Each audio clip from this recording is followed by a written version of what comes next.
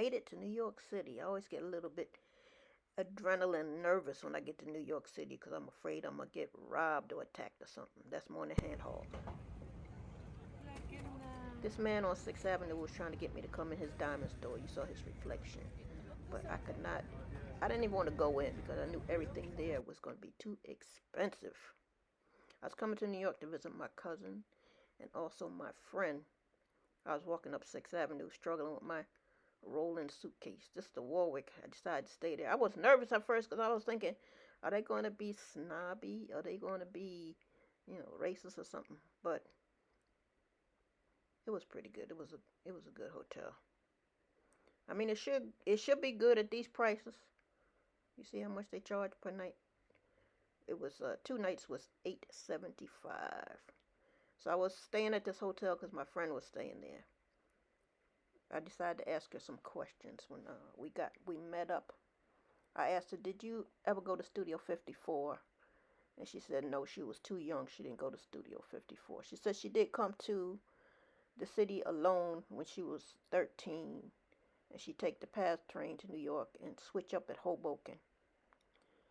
She took the Erie Lackawanna train. She said it had wicker seats that ripped her pantyhose. And she took the PATH train and she said she'd get out at Gimbel's at 33rd and 6th.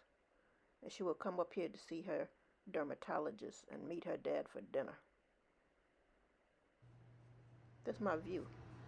I thought the view was pretty good. Not the best, but at least I could see the 6th Avenue. My friend and her husband, they only got to see a brick wall. They stayed on the 17th floor. I was on the 7th floor. Anyway, there we're having drinks. And then we went to dinner. And she said get off at Penn Station and then walk up to 59th Street where her dermatologist office was. She said the walk was kind of seedy and there was sex shows, peep shows, triple X movies, prostitutes. She said, I thought it was normal. She said we went to the theater and the theater district was seedy too. But she felt safe because there was a lot of people around. She said when you go up some of these streets where it's suburbia and it's everybody's closed up in their house, she doesn't feel as safe as she did walking through Times Square when it was a lot of sex shops because there was always a lot of people on the street. At that time, there was a lot of Midwest teenagers that would run away and come to New York, and they used to do their street walking on 8th Avenue and 42nd Street. Anyway, Giuliani cleaned it up, but my friend says she thinks they just moved it further west.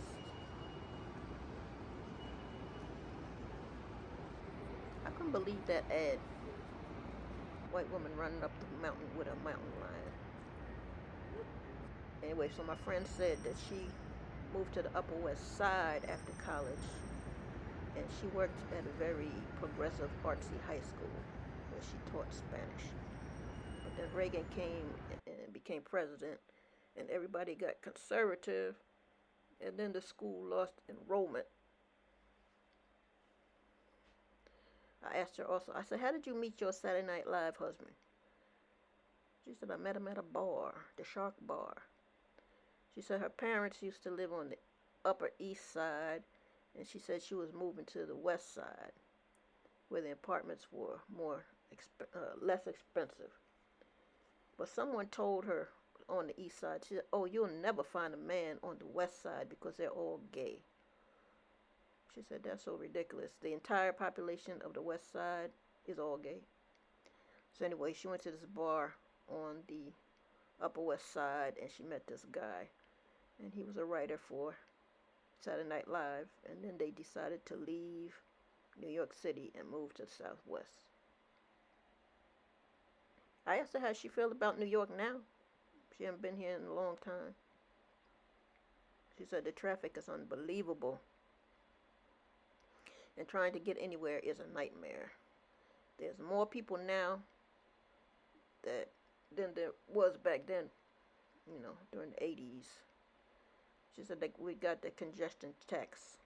But she said now that she's a tourist, she doesn't take the subway. I don't. She said the subway is always hot and stinky. It's hot in the summer because it's hot, but then it's hot in the winter because you're wearing a big winter coat. Now I would never go on the subway because they're pushing people in front of trains on the subway. So I'm not taking the subway. I'm just taking taxis and Ubers. And I know her dad is turning 90. That's why she was in town. Before my mother passed, I took her to Radio City. She went to see the Rockettes.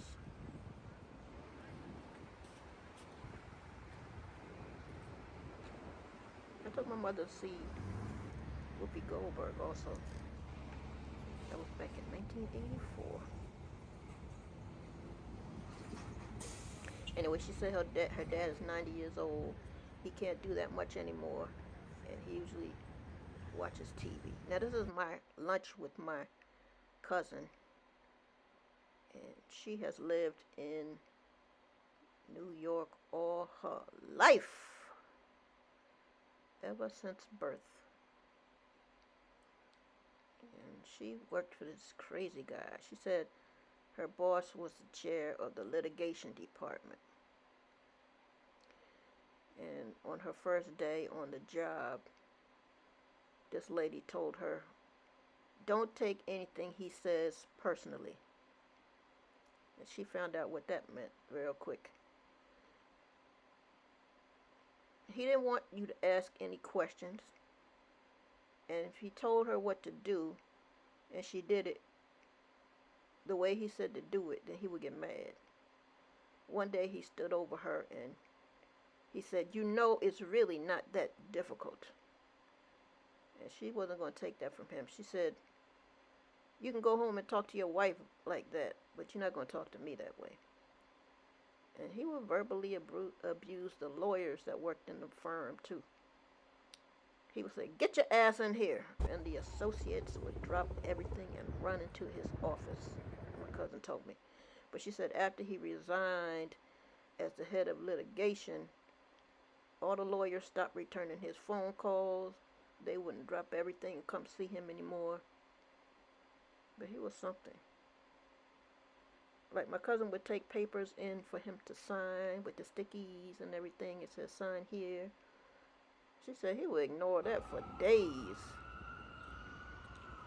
He was like, felt like he was too important to sign papers. Eventually he would sign it.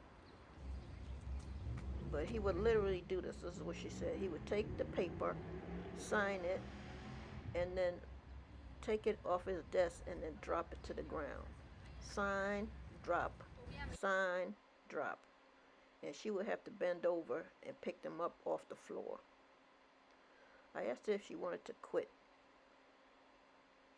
She said the problem is when you work for lawyers, if you go to a different firm, you'll find the same personalities are at every firm. And it's just the same personalities in a different body. She said she might have ended up taking less money and she still would have to break in a whole new set of psychopaths.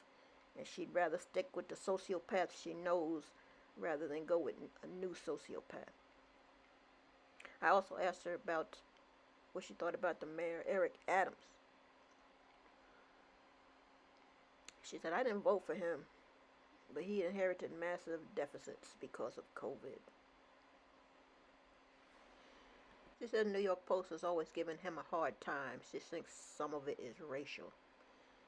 She said, my only beef with him is he put out a massive police presence in the subway system, but not in the subway cars. She said that's where the problem is. The cops are on the platform talking to each other, but the main problems are inside the subway cars. She said Eric Adams is okay.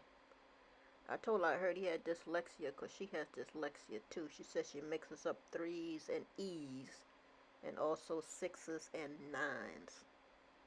I have to tap the page with my finger to make the letters stop floating, she said.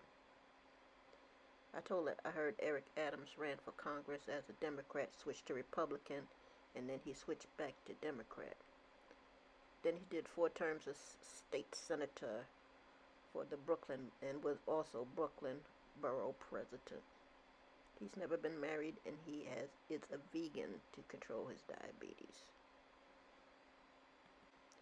My mother used to drive us to the Holland Tunnel or the Lincoln Tunnel to come visit when we were little, and I would always be fascinated by the prostitutes.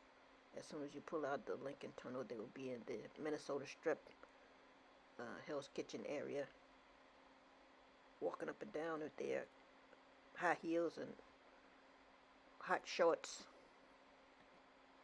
hot pants. Somebody made a record called Hot Pants. Anyway, they would be marching up and down the street in their hot pants. Okay, I'm about to get into the Lincoln Tunnel, which is a 1.5 mile long tunnel.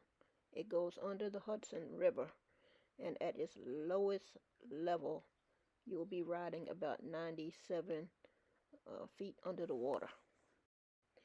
So thank you, New York.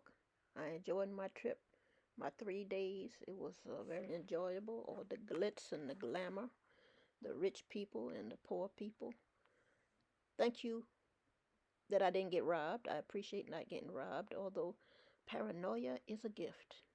I'm about to head out to the land of fun, the Garden State, New Jersey. That is where my heart and soul are going to rest eternally. But for now, I'm just going to have some fun. Thank you, New York, and thank you for coming with me on my trip to New York. Please like, comment, and subscribe. Help this channel grow. I appreciate you being here, and have a wonderful, wonderful day.